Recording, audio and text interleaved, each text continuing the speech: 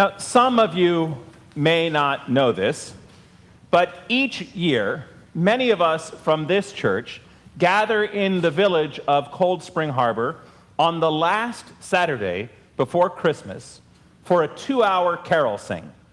We hire a brass quartet, and whoever wants to come, comes. This year, it was 40 of us. And we sing outside, whatever the weather. Sometimes it snows, sometimes it's bitter cold. We stand outside the Firehouse Museum for one set, then on to the porch of Pashley's for another. And we make a joyful noise together. It's not a concert. Nobody auditions. Some of us sing harmonies. Some can't carry a tune in a bucket. It doesn't matter. Sometimes people will come out of the Sandbar restaurant to listen. And sometimes drivers roll up their windows as they pass. Dogs add their voices, and one year, I swear, a brilliant silver and red truck emblazoned with the words, "East Nor Cesspool," idled in front of us for 2/3 of what child is this.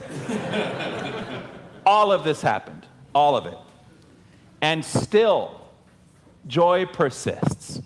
Loud, bombastic, brassy joy. We don't wait for perfect conditions to make a joyful noise. Neither did God.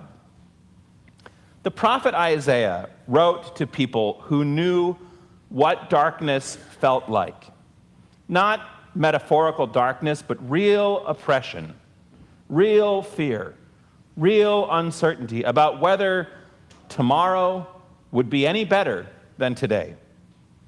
And into that darkness, Isaiah announced, "The people who walked in darkness have seen a great light." Now just notice the order. The people didn't find their way out of the darkness first. They didn't earn the light by getting their lives together. The light came to them. It invaded the darkness. It didn't wait for optimal conditions. And this is God's consistent pattern. And it overturns everything we sometimes assume about God. Now, many people imagine God as a perfectionist, arms crossed, waiting for us to get it right, eventually. We think we may have to clean ourselves up and buff ourselves off before God will show up. But that's not the God of Isaiah. That's not the God who shows up at Christmas in a manger. No, the God of Christmas arrives in the darkness, not after it clears, but in it. And look how God enters the world. Luke tells us that there was no room at the inn. So the Messiah, the one Isaiah promised would be called Wonderful Counselor, Mighty God, Prince of Peace, that God was born in a stable and laid in a manger, a feeding trough, an improvisation. And when the angels announced this birth, the announcement didn't go to the palace or the temple.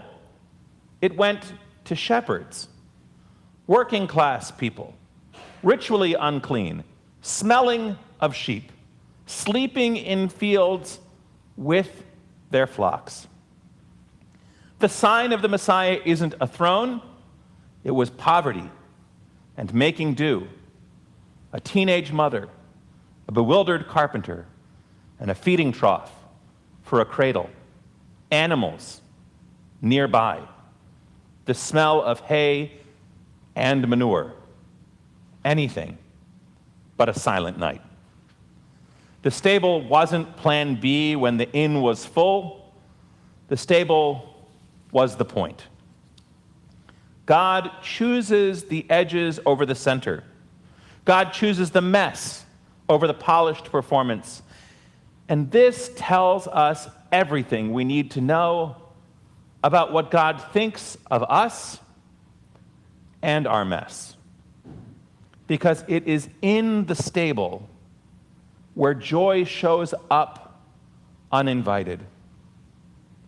Joy has a way of sneaking in through the cracks.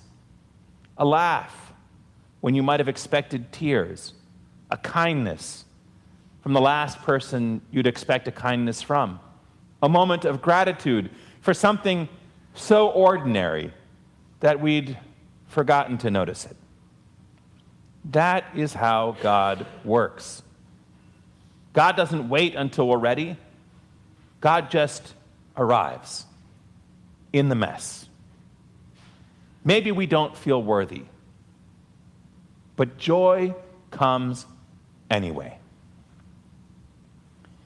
Dorothy Day is a 20th century saint who spent her life serving the poor, and she understood this. She once wrote these words. She wrote, "I'm so glad Jesus was born in a stable because my soul is so much like a stable. It's poor and in unsatisfactory condition. Yet I believe that if Jesus can be born in a stable, maybe he can also be born in me." And that's not an apology. That's an invitation.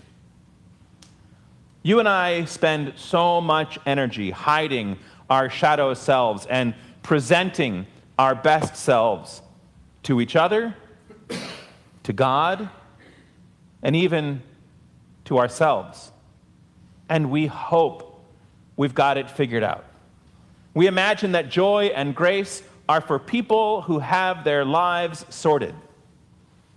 But that's not how joy and grace work.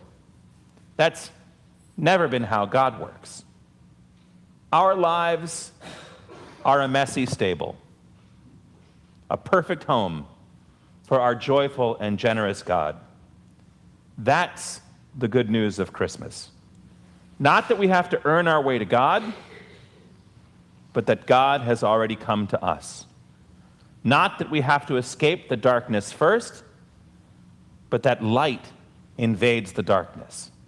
Not that we have to be worthy, but that God has already deemed us worth showing up for in our poverty, in our unsatisfactory condition, in our ordinary, complicated, beautiful, uncertain lives.